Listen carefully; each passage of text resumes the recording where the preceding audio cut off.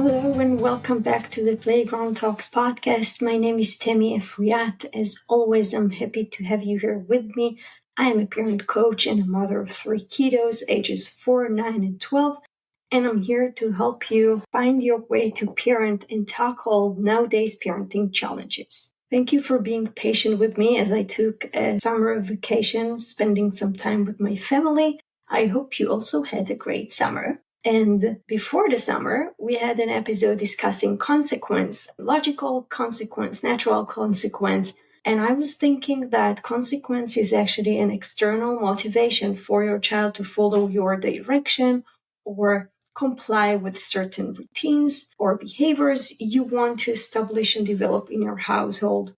So in this episode, I want to dive even deeper to how to motivate your child and what other external motivations can we use? What other technique can we use? So the first technique that you most likely know and aware of is reward chart.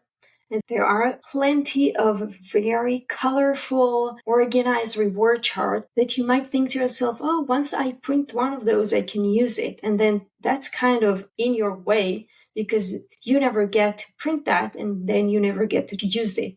So here I want to tell you, if you're going to use a very messy one, this will be as much effective as the very fancy one. So for me, I would sit with my kiddos and then I realized, for example, that we want to work on cleaning the room or we want to work on cleaning up the table after they're done eating. And I saw that we have some problem to get that done.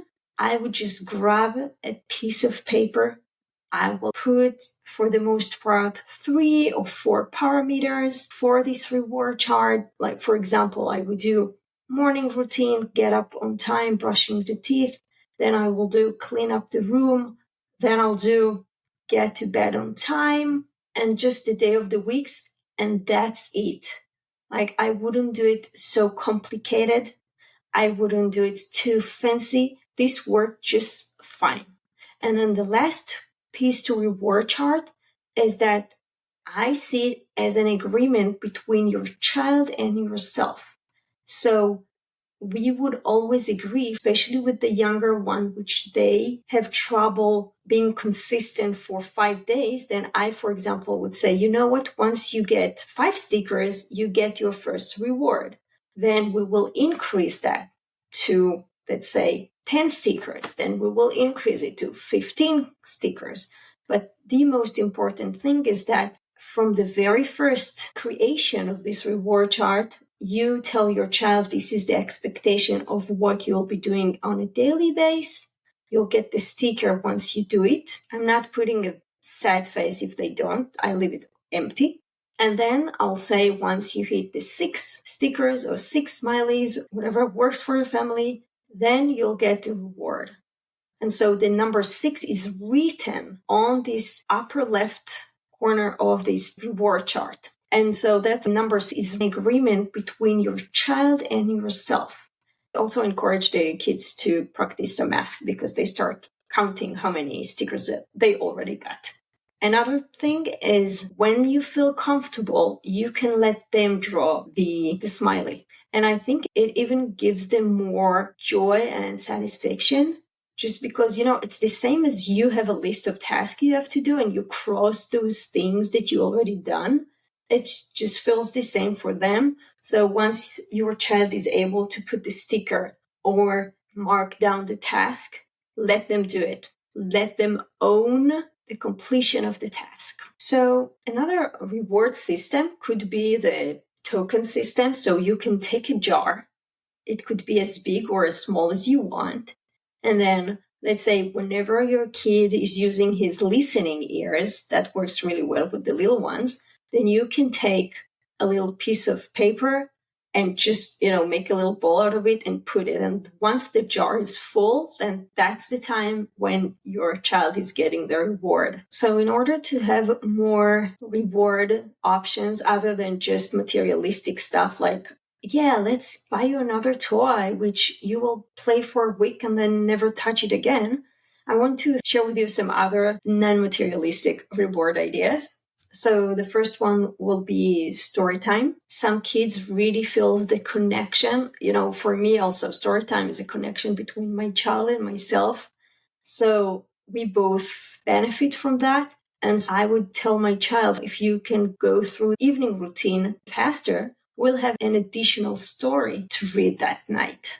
Other reward that we can talk about is earning additional screen time. I know that it's a big issue nowadays. However, if that's something that really works well for your child to work toward, then I would sometimes give, for example, if my kiddos has 30 minutes a day screen time, they will add another 5, maybe 7 minutes to the screen time.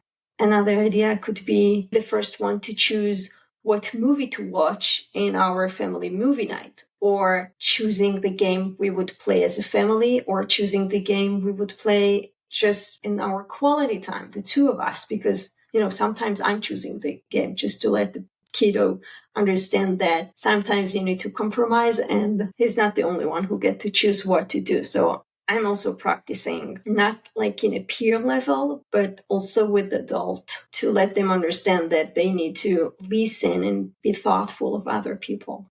So the fact that you're going to choose that day all the game we're going to play, that's like a reward for them. For the older kiddos, they can earn, for example, going with you to the movie theater. Or another idea could be even staying up 10 or 15 minutes later. Or if they really like ice cream, then you can have some quality time, go get and eat an ice cream.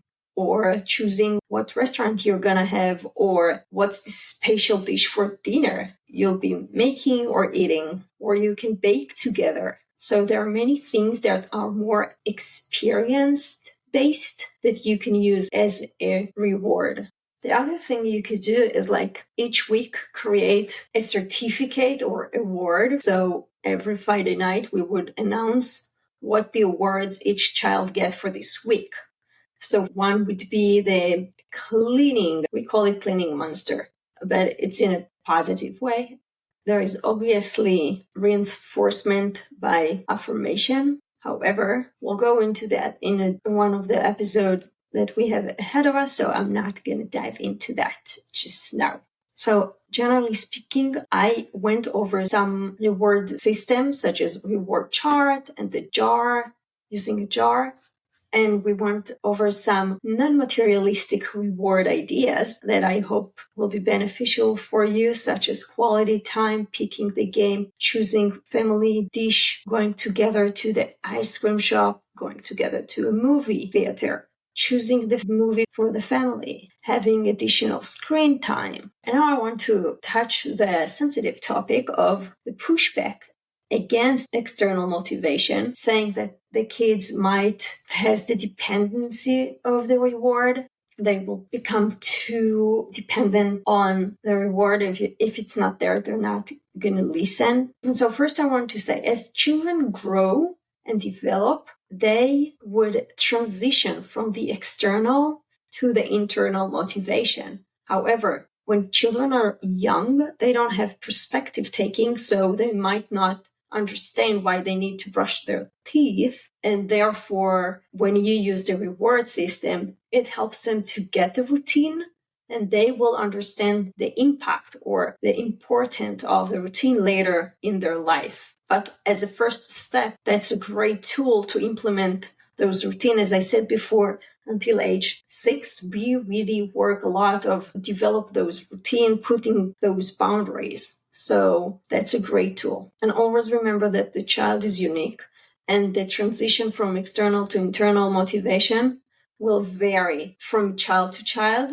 And if you are curious on how to implement internal motivation, tune in, because in 2 weeks we'll dive into how to develop this internal motivation for your child.